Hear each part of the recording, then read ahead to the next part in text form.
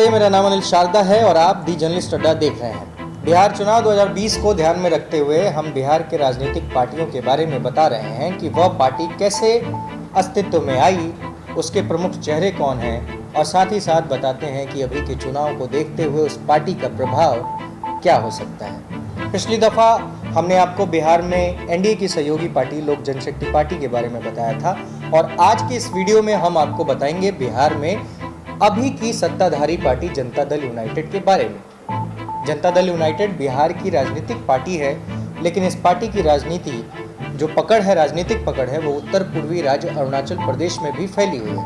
अरुणाचल प्रदेश की बात करें तो उस राज्य में जनता दल यूनाइटेड दूसरी सबसे बड़ी राजनीतिक पार्टी है। इन दो राज्यों के अलावा अगर केंद्रीय स्तर की बात कही जाए तो 2019 के आम चुनाव में जनता दल यूनाइटेड के पास 15 लोकसभा की सीटें भी हैं, जिसके कारण यह पार्टी केंद्रीय स्तर में 7वीं सबसे बड़ी पार्टी होने का रुतबा रखती है। जनता दल यूनाइटेड उन चुनिंदा नई पार्टियों में से एक है जिसने काफ़ी कम समय में अपने वजूद को फर्श से अर्श तक पहुंचाया है। आइए हम आपको इस पार्टी के इतिहास से थोड़ा रूबरू करवाते हैं। 30 अक्टूबर 2003 को औपचारिक तौर पर शुरू होने वाली जनता दल यूनाइटेड 3 पार्टियों के मिलने से बनी है। इन 3 पार्टियों में समता पार्टी, लोक शक्ति पार्टी और जनता दल पार्टी का एक धड़ा है। जेडीयू के इतिहास की शुरुआत होती है 1999 के लोकसभा चुनाव से।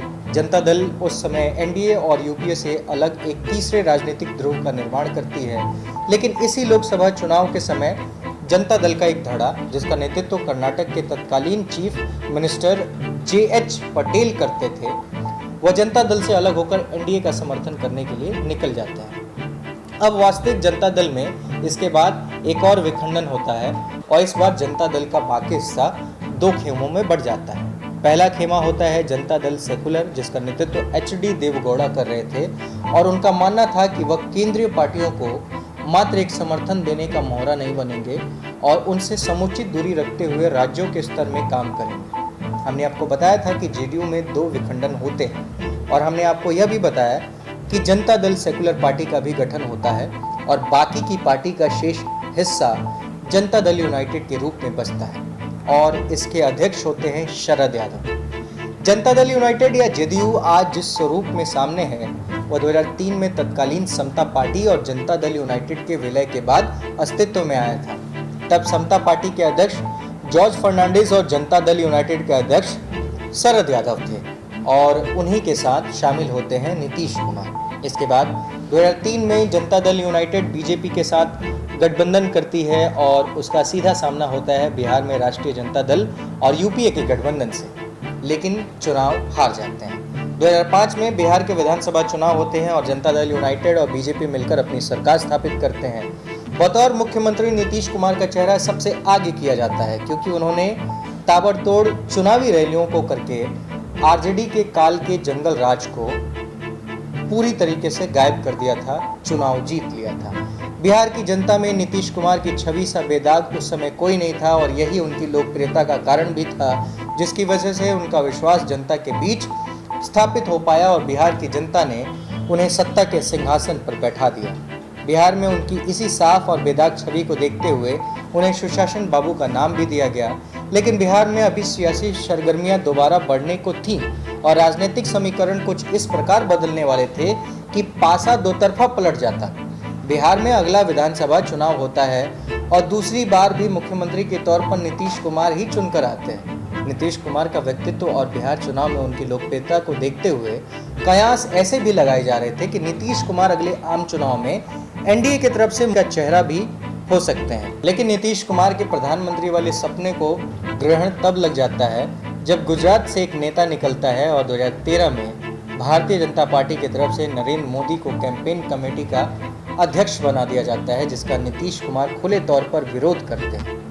केंद्र में भारतीय जनता पार्टी इनके विरोध को तवज्जो न देकर आगे बढ़ जाती है और नरेंद्र मोदी की लोकप्रियता को देखकर उन्हें प्रधानमंत्री का दावेदार भी घोषित कर दिया जाता है। और कहीं ना कहीं इन्हीं कारणों को देखते हुए 2013 में जनता दल यूनाइटेड के 2 सबसे बड़े चेहरे शरद यादव और नीतीश कुमार एक ज्वाइंट प्रेस कॉन्फ्रेंस करते हैं और फैसला लेते हैं कि वह अब भारतीय जनता पार्टी के साथ अपना गठबंधन तोड़ रहे हैं। हालांकि उन्होंने कई जगहों पर कहा था कि उनकी छवि सेकुलर है, और नरेंद्र मोदी की छवि सांप्रदायिक है और इस वजह से अगर जनता दल यूनाइटेड पार्टी भाजपा के समर्थन में खड़ी होगी तो उनकी सेकुलर वाली छवि को दाग लगेगा। नीतीश कुमार के लिए तभी गठबंधन तोड़ना बहुत ज़्यादा जरूरी नहीं था और उस वक्त बिहार में भारतीय जनता पार्टी की गठबंधन वाली सरकार में वह मुख्यमंत्री भी थे, लेकिन केंद्रीय सत्ता में काबिज होने की अपनी महत्वाकांक्षा को मिट्टी पलीत होते देख उन्होंने शायद यही फैसला लेना मुनासिब समझा और गठबंधन को तोड़ने के बाद बिहार विधानसभा में भारतीय जनता पार्टी के साथ बनाई गई उनकी सरकार गिर जाती है और मुख्यमंत्री का पद दिया जाता है जीतन राम मांझी को। नीतीश कुमार की महत्वाकांक्षा ने उन्हें अब केंद्र से तो बेदखल कर ही दिया था, साथ ही बिहार के मुख्यमंत्री पद की भी सीट से उन्हें हटना पड़ा, सीट को छोड़ना पड़ा। लेकिन उनकी राजनीतिक अवसरवादिता का आलम कुछ यूं था कि जब उनके मुखर विरोधी पार्टी राष्ट्रीय जनता दल ने उन्हें गठबंधन का न्योता देकर सरकार बनाने की मंजूरी दी, तब उन्होंने ना अपने 17 साल के भारतीय जनता पार्टी के गठबंधन को याद रखा और ना ही अपने राजनीतिक प्रतिद्वंदी से कोई शिकायत की और जाकर मिल बैठे राष्ट्रीय जनता दल से। राष्ट्रीय जनता दल के मुखर आलोचक और प्रखर विरोधी होने के बावजूद भी नीतीश कुमार 2015 में राजद के साथ मिलकर सरकार बनाते हैं और मुख्यमंत्री का पद वापस पाते हैं।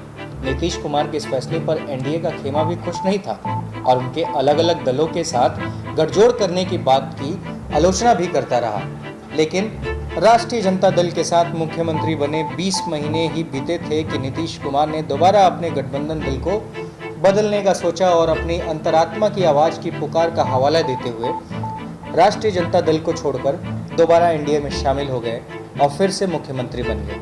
नीतीश कुमार के दल बदलने की नीति उन्हें कभी मौकापरस्त का ट्रैट दिलवा देती है तो कभी विपक्षी दलों के द्वारा उन्हें पलटू राम कहा जाता है, लेकिन नीतीश कुमार को इससे कोई गुरेज नहीं है। उन्हें तो बस अपनी सत्ता की परवाह है। अपने 15 सालों के कार्यकाल में वह कई वादे भी करते हैं और कई घोषणाएं भी करते हैं, लेकिन उन घोषणाओं और वादों की जमीनी हकीकत का आकलन करें तो बिहार की स्थिति में कोई खास सुधार नहीं आया।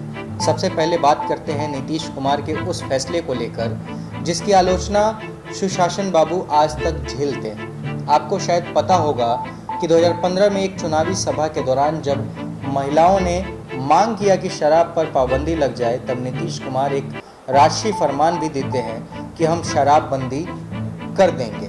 ध्यान दीजिए, यह वही नीतीश कुमार हैं जिन्होंने अपने कार्यकाल में गांव-गांव तक छोटे छोटे पाउच के जरिए शराब की सप्लाई करवा दिया था और रेवेन्यू मॉडल को बढ़ावा दिया था। कहा था कि बहुत पैसे आ रहे हैं। उनके शराबबंदी का फरमान भी कुछ इसी तरह का रह गया जैसे उनकी राजनीतिक अस्थिरता थी। नीतीश कुमार ने जब शराबबंदी की तब से बिहार में शराब की ब्लैक मार्केटिंग बढ़ी है, साथ ही साथ बढ़ रहे हैं नकली शराब के उद्योग। शराबबंदी के कानून की अगर बात करें तो यह कानून सब पर एक समान लागू नहीं होता है, क्योंकि अमीर पैसे देकर आराम से बच निकलते हैं तो वहीं गरीब इस कानून की वजह से पकड़ा जाता है और इस तंत्र में बुरी तरह से पिस जाता है। अब बात करते हैं बेरोजगारी की। नीतीश कुमार ने अपने 2005 के चुनावी भाषणों के दौरान यह घोषणा किया था कि असंगठित क्षेत्र में काम करने वाले लोगों को वह बिहार में ही रोजगार देने की कोशिश करेंगे ताकि बिहार से अन्य राज्यों की तरफ पलायन ना हो। लेकिन उनकी यह घोषणा दोबारा निरर्थक साबित हुई और जब लाखों की तादाद में श्रमिक अन्य राज्यों से बिहार में वापस आते हैं और कोरोना के कारण राज्य में भी नौकरी ना मिलने की वजह से न घर के रह पाते हैं और न घाट के, बिहार से श्रमिकों के पलायन को रोकना तो दूर, स्थानीय लोगों को भी रोजगार उपलब्ध नहीं हो पाता है। नियोजित शिक्षकों की दुर्दशा भी किसी से छुपी नहीं है और जब शिक्षकों की यह दशा होती है तो बिहार की शिक्षा व्यवस्था की क्या ही बात की जा सकती है। नीतीश कुमार का सबसे बड़ा जुमला होता है उन्होंने बिहार से जंगल राज को पूरी तरह से समाप्त कर दिया। लेकिन असली स्थिति यह है कि बिहार में अभी बालू का, शराब का और जमीन के माफियाओं का धंधा लगातार चालू है।